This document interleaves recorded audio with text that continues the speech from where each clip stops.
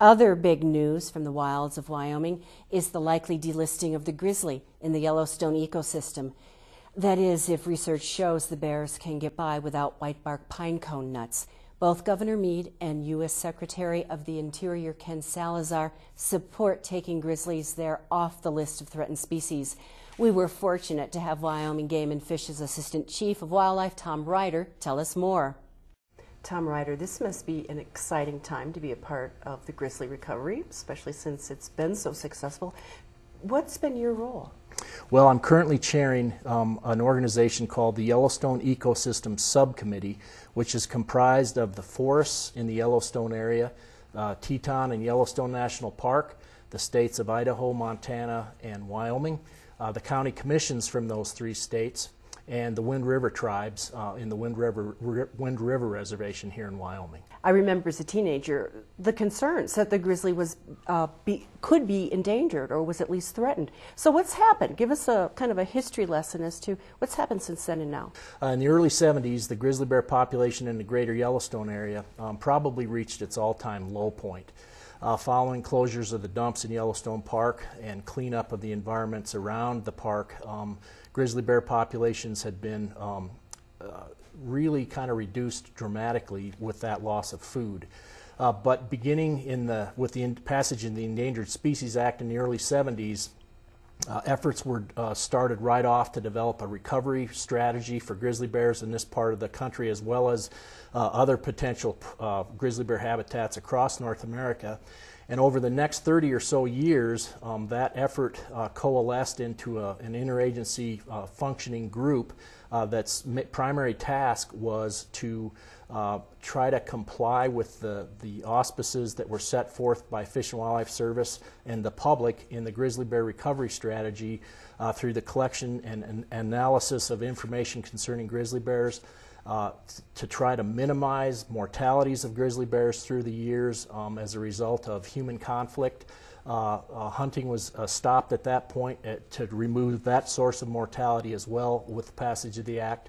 And over the years, as the agencies coalesced, collected better information, did a tremendous I&E effort with the publics in the surrounding areas to reduce conflict potentials between humans and grizzly bears, the population just naturally responded to that loss of mortality each year, a reduction in the number of bears that were killed in human conflict situations, and grew steadily and fairly rapidly for that species given its reproductive potential until by about the early part of the 2000s, bears had reached a level where folks were starting to talk about a recovered population, and over the last decade, efforts continued to further solidify that potential by doing even more to try to restrict mortalities, expand distribution of bears across the available habitats, etc. I've seen a video which is produced by some of your folks, and it has a real sense of celebration of something great accomplished. Absolutely. Last summer, when the Yellowstone Ecosystem Group, or YES, began to sort of finalize its process for the final delisting rule, we thought it was really time to share with the public in a very colorful and nice way the accomplishments that the public, in conjunction with the agencies charged with managing that area, were able to accomplish through the years. When you think about it, a grizzly bear that males have such huge home range requirements, the area that they live within is so large, to be able to recover a population of an animal like that in an area of northwest Wyoming, Montana, and Idaho, in the midst of the increasing human challenges, expansion of human populations in the area, is something that really bears tremendous celebration.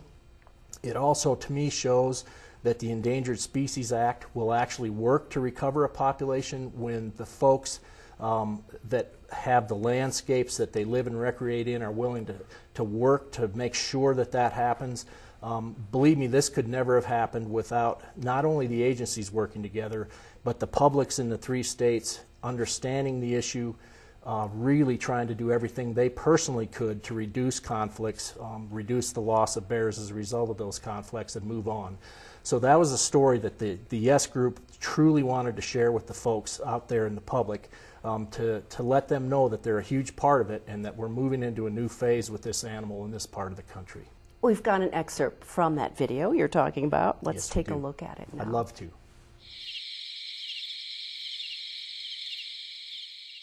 When I started working in Yellowstone 30 years ago, it was pretty rare to see a bear. Now I can easily see a dozen bears in one morning right from a road. We know more about the Yellowstone grizzly bear and its habitat than we know about any bear population anywhere in the world. We see expansion of populations today into places where grizzlies haven't been for 100 years. I really believe that the population biologically is recovered. Recovery involves a couple things. It involves the status of the population, of course, and how the bears are doing in terms of population health. And it also involves what kind of protections are in place. So can we be sure that the bears are going to remain healthy and that their habitat is going to remain secure? And under both categories, the health of the population and the management systems and protections in place, we can classify the grizzly bear as recovered today. We're constantly working with our cooperating agencies to try to make sure that what actions we're taking out there are going to work with keeping the bear recovered. It seems to me that if you can recover an animal whose habitat needs are so great and so diverse in the middle of increasing human pressures across the North American continent, it really says a lot about people's willingness to adjust what they do to recover a species that's been listed as a federally endangered species. The grizzly population in the Yellowstone ecosystem is one of the best understood, or the best understood, grizzly populations in the world. Yeah, that's very accurate. We have a longer-term running number of years of information pertaining to this population than with any other bear population in the world.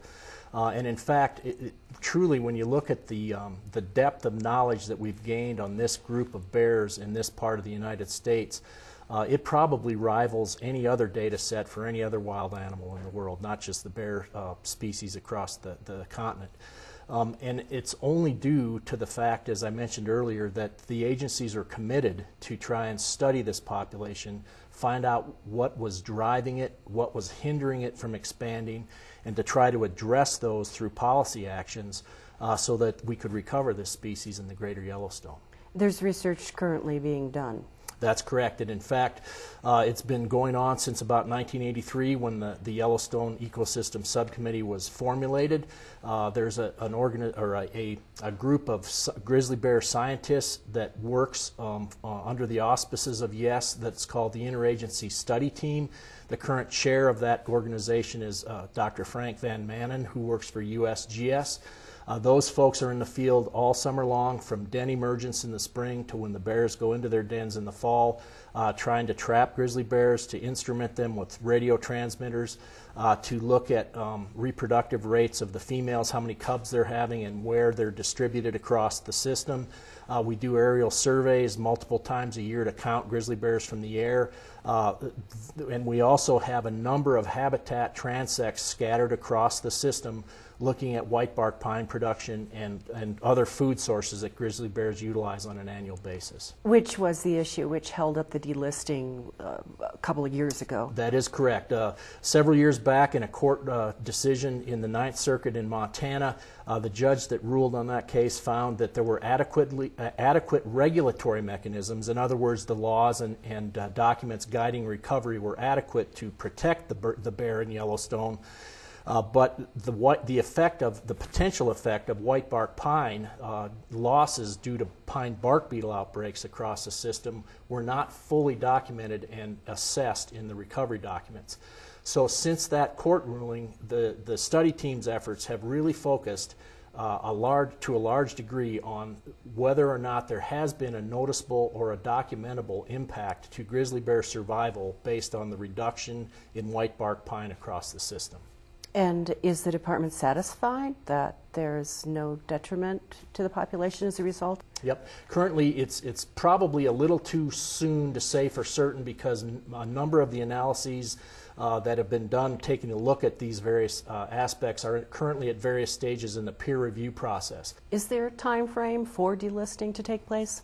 Right now, we've tried to design the activities of both the policy group, YES, as well as the study team folks to prepare these documents and complete their analysis of our existing information by later this year.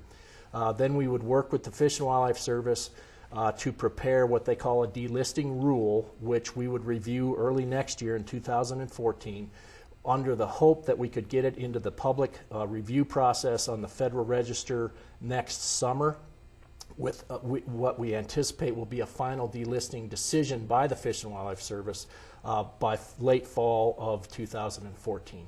And all the activities of this Yellowstone group that we've been talking about today are focused on that end at this point, is to finish the analysis, get the delisting rule out for public review, adjust it as we need to based on public comment, and then have the service make a final decision next year. What could the big deal breakers be, if any? The primary issue that could forestall this from happening, I think, would be this white bark pine issue.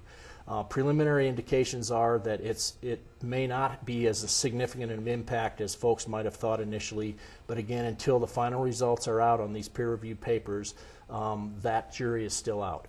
That's for sure what the judge that heard the previous lawsuit ruled on, and that's one of the things because of that we're trying to address.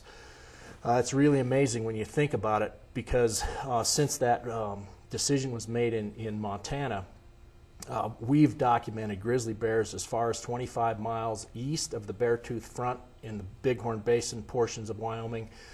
We've documented grizzly bears with cubs as far south as Big Piney in the Wyoming range.